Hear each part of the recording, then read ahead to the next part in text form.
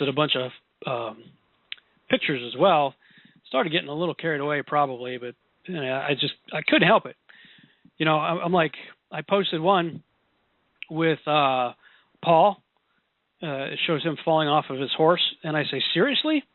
Do you really believe Paul was called by Yeshua himself for the purpose of commissioning him with the task of contradicting every other author of Scripture? Do you really believe that?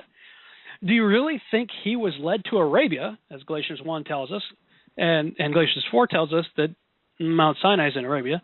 So do you really think that after he got knocked off his horse and the scales fell from his eyes, and he said, look, I didn't go to Jerusalem, I didn't go to the apostles, I didn't go to anybody, I went to Arabia, where Mount Sinai is. Do you really think he was led to Arabia to be taught by Yeshua himself to contradict everything Yahuwah commanded at Sinai? Really? Do you really believe that?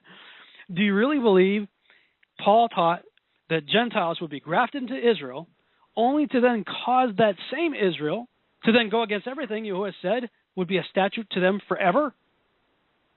Really? If so, you may need to rethink your theology. Just saying. And, of course, that spun off, 188 comments so far.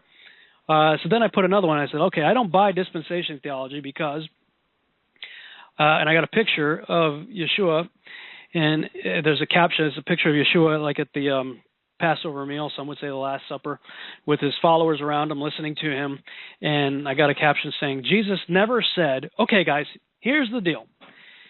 Even though all of my first believers are Jews, I'm going to knock this dude named Saul off a horse, change his name to Paul, then create something new called my church out of the Gentiles he's going to reach, which will be separate from you.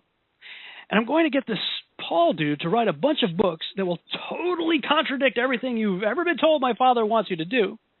Then at the end of the age, I'm going to rapture that church out and then come back and beat the snot out of you. Got it? Okay, good.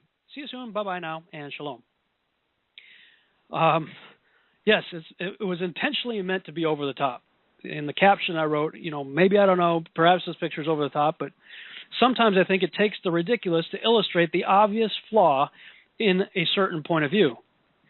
It seems to be the only way to get some people to actually think about what they believe. It's why many use satire to make commentary against the absurd.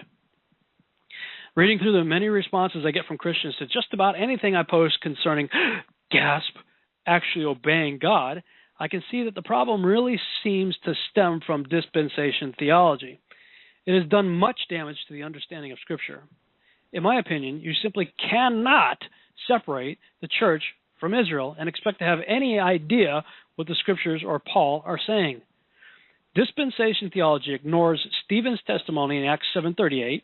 It denies the grafting process of Romans 11:11 through 33. It tosses out Ephesians 2 and completely disregards the clear description of the Lamb's bride in Revelation 21, while simultaneously convincing us to take a Sharpie to 1 John chapter 2 through 5 as stuff not applicable to us in this quote-unquote church age of grace.